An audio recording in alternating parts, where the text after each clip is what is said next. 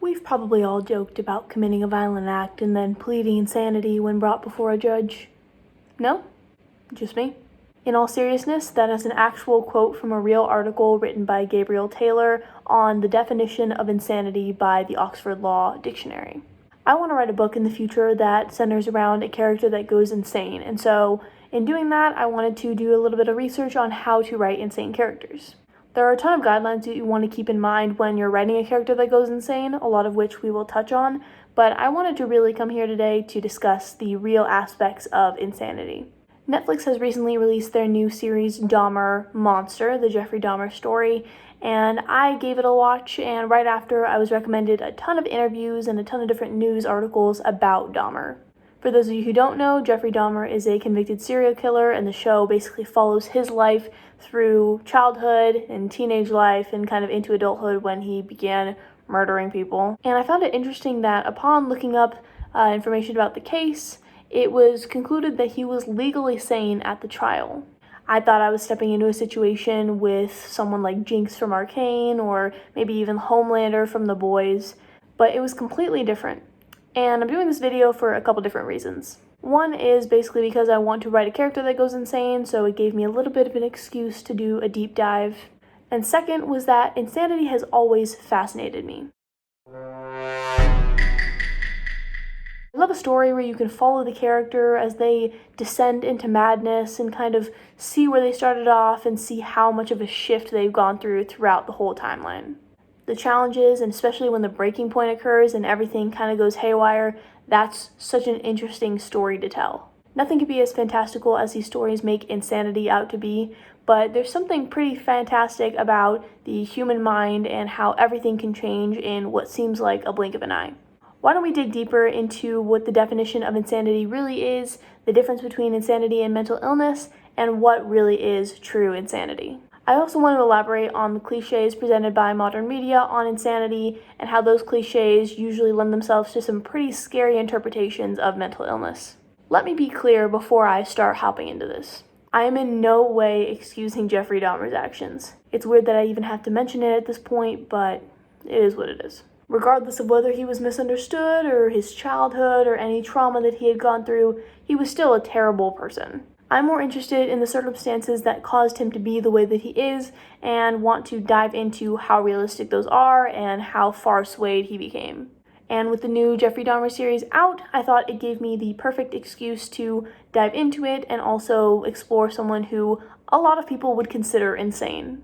Insanity is just interesting. Even without the murder and the horror that comes with these complex characters, insanity itself is complex. Okay, enough disclaimers. Let's get into it.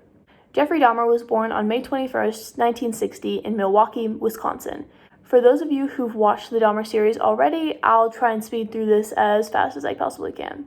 Dahmer grew up with pretty absent parents, always fighting, his mother abusing drugs, and no real sense of belonging. The family moved to Idaho, and Jeffrey became slowly fascinated with dissecting roadkill that him and his dad found on the road, collecting insects and skeletons, and eventually learning how to preserve them. He was intelligent but shy and developed a pretty severe drinking problem at the age of 14. He began to have fantasies of dominating men and having complete control over them, and by the time his parents divorced, he was 18 and had just barely graduated high school. He committed his first murder 3 weeks after graduation in 1978 when he picked up a hitchhiker later revealed to be a young Stephen Mark Hicks and struck him with a 10-pound dumbbell as the man tried to leave.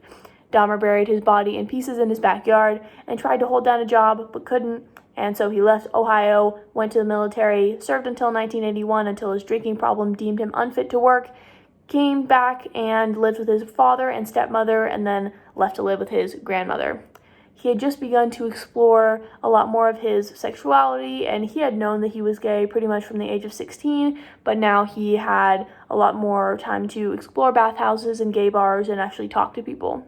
He realized in the army that he was frustrated with partners moving around and slipped them sleeping pills before performing sexual acts. Since the first murder he had committed a couple years back and his time in the army, he hadn't killed anyone, but it slowly went downhill from there. Dahmer killed a young man in Michigan in the Ambassador Hotel with no memory of how it had actually happened. Before, during, and after this time, Dahmer was arrested multiple times for indecent exposure, drugging and assaulting kids, and a sexual assault before he was found guilty of all of his crimes. In the years that followed, he would drug and murder men in his apartment, and he was holding down a job as a chocolate factory worker while all of this was taking place, and no one really had any clue what was going on. He used to keep body parts and actually started to even consume parts of his victims, and it became a routine to bring men home, offer them a drug to drink, and strangle them to death. On his last attempt to lull a young man, Tracy Edwards, into his apartment, he was overpowered, and eventually the police came and arrested him. Dahmer confessed to every crime he had ever committed during his trial and all of his interrogations, and he was sent to prison later that year. After being sentenced to 16 life sentences, amounting to about 900 years in prison, he was bludgeoned to death only a couple years later by a fellow inmate. Now that's the basic story of Jeffrey Dahmer, but there's one thing that I found particularly interesting. So Dahmer's lawyer went into this case knowing that Dahmer had already confessed everything. So the only real thing that he could do to actually represent Dahmer was to present this insanity plea. This meant that 10 of 12 jurors would have to agree that he suffered from a mental disorder or disease that prevented him from either knowing right from wrong or being able to control his actions. The only basis for legal insanity was the fact that he acknowledged his actions were wrong, now only leaving the claim that he could not control himself. So we were pretty limited with how we could represent Dahmer. Dahmer was diagnosed with borderline personality disorder, a mental health disorder that impacts the way that you feel and think about yourself and others, causing problems functioning in everyday life, and includes self-image issues, difficulty managing emotions and behavior, and has been led to a pattern of unstable relationships. He was also told he had schizotypal personality disorder, a mental disorder characterized by severe social anxiety, thought disorder, paranoid ideation, derealization, transient psychosis, and often unconventional beliefs. That's a mouthful. I'll talk about it a little bit more. People with this disorder feel extreme discomfort with maintaining close relationships with people and avoid forming them, mainly because the subject thinks their peers harbor negative emotions towards them. And he had psychotic disorders that were severe mental disorders that caused abnormal thinking and perceptions. He was basically diagnosed with every mental disorder you could think of, every illness under the sun, some of which people had claimed to cloud the patient's vision and sense of awareness. But the jury stated that he knew what he was doing wrong, and none of the disorders that he had, albeit at very high degrees, would have any ability to stop him from resisting his urges, declaring him legally sane at the time of the killings. Jeffrey Dahmer ate people. He killed human beings, sexually violated their corpses, and stored body parts nearby in order to feel close to them. In some cases, he attempted to lobotomize victims in order to exert mind control over zombie slaves. These are actually things that happened, by the way. Wild ideas filled the man's head, and dark desires drove him. Jeffrey told people that he had never heard a voice in his head, just a compulsion to do certain things. It was an incessant and never-ending desire to be with someone at whatever cost. Someone good-looking, really nice-looking. It just filled my thoughts all day long. How could a man this perverted and this crazy not be considered legally insane? Let's start by defining insanity. The Dictionary of Law defines insanity as a mental illness of such a severe nature that a person cannot distinguish fantasy from reality, cannot conduct her or his affairs due to psychosis, or is subject to uncontrollable impulsive behavior. Insanity is distinguished from low intelligence or mental deficiency due to age or injury. We can also use the Merriam-Webster definition, a little bit more broad. Unsoundness of mind, or lack of the ability to understand, that prevents one from having the mental capacity required by law to enter into a particular relationship, status, or transaction that releases one from criminal or civil responsibility. Notice how in these definitions, especially the first one, we're talking about a dictionary definition of law. Insanity is no longer considered a medical term, but only a legal one. This definition is what determines whether or not a perpetrator could actually tell what they were doing in terms of the crime, or tell what was happening in terms of how much it would affect other people. This term determines whether or not a perpetrator was able to identify the nature of their acts or determine if they were right or wrong. Insane is not just what we consider beyond normal. The defendant has to be able to prove that the person had such a severe mental illness that they could not control what they were doing. We call it an insanity plea. And believe it or not, it's actually changed quite a lot in the last few decades and consistently changes with a sort of public perception of what it means to actually be insane. It's driven by a few factors, most notably a lot of different rules and tests used to actually assess these facts. First, we have the Durham rule, which was originally suspended for being too broad. According to the Durham rule, a criminal defendant can't be convicted of a crime if the act was the result of a mental illness or defect the defendant had at the time of the incident. It has often been referred to as the product defect rule, but doesn't require a medical diagnosis of mental illness or disorder. Drug addicts basically used this to get out of going to prison, and they could technically say that since they were on drugs, they had no idea what they were doing, and it excused them of a lot of pretty serious crimes. Next, we have the moral penal code test. The criminal has to be unable to appreciate the criminality of his conduct or conform his conduct to the requirements of the law. This was more or less taken out of order after John Hinckley's trial in 1981, in which John Hinckley attempted to assassinate Ronald Reagan and actually caused a lot of people pretty significant harm. We'll come back to him later. Next, we have the M. Naughton rule. This rule states that there must be proof that the perpetrator didn't know what they were doing and was wrong by way of mental defect, or they can't identify the nature of their actions as wrong. It was somewhat criticized since it doesn't address if it's a temporary problem, lifelong issue, or if they're even a danger to society, but it's still basically used whenever we have to enact an insanity plea. And last but not least, we have the irresistible impulse test. This states that the perpetrator cannot be punished for their crimes because they couldn't control their actions even though they knew they were wrong, basically meaning free agency is destroyed. We must prove with evidence that there is the existence of mental illness and that the mental illness caused the inability to control one's actions or conform one's conduct to the law. All of these rules introduce the insanity plea in a new and completely different light, and the crimes committed under them were drastically different.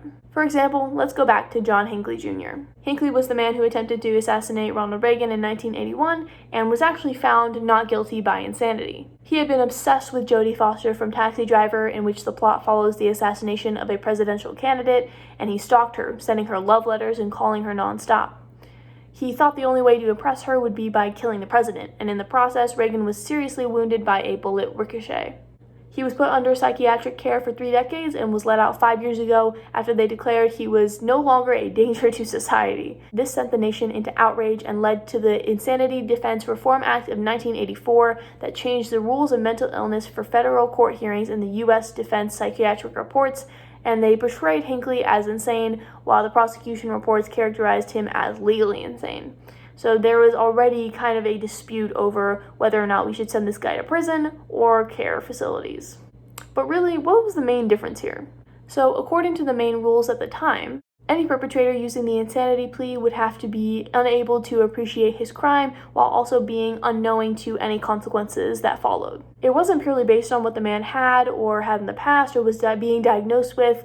It was purely based on whether or not the man could fit in those characteristics. Hinckley had a plan that he had put together with intention, like Dahmer. Hinckley was diagnosed with every mental illness under the sun, just like Jeffrey Dahmer. Because Dahmer was more aware of his crimes, and Hinckley's case actually took place 10 years before Dahmer's, the actual laws surrounding insanity had changed. Hinckley got off with a lesser sentence, and is now able to walk among us today, whereas Dahmer would never set foot outside of prison after this trial took place.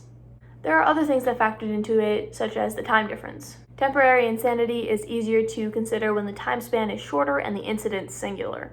Another key difference that I wanted to mention is that Hinckley's lawyer mentioned that Hinckley had been diagnosed with schizophrenia, which was a lot less known about in the 1980s and was perceived as a lot more severe than it actually was. Expert witnesses against Dahmer said his personality disorders were worse than schizophrenia, but not psychotic. They suggested he could be borderline, antisocial, schizotypal, have multiple personality disorders, be a sexual sadist or necrophile, but if those were true, his impulses couldn't be excused by a not guilty by insanity plea. Those just wouldn't qualify him as legally insane. Dahmer's crimes were organized, premeditated, and he chose his victims carefully, says Dr. Schiff. He was thoughtful when it came to storing body parts in his refrigerator as he planned to eat them later. He targeted men who did not have a car since he knew that missing persons could be traced through their automobiles. Someone who is insane does not have the ability to plan ahead and have the forethought and organization to commit such atrocities. He tricked officers, destroyed evidence, came up with plans, and executed them. Hinckley did not. Dahmer had clear self-control. Hinckley did not. Notice how in Hinckley's case, a key determining factor of whether he was actually insane or not was the fact that we didn't know enough about mental illness to actually fully diagnose him. We didn't understand the different phases of schizophrenia, and by the time Dahmer's trial came around, we had only just begun to find ways to treat it. It's still largely misunderstood today, which is one of the points I wanted to make in this video.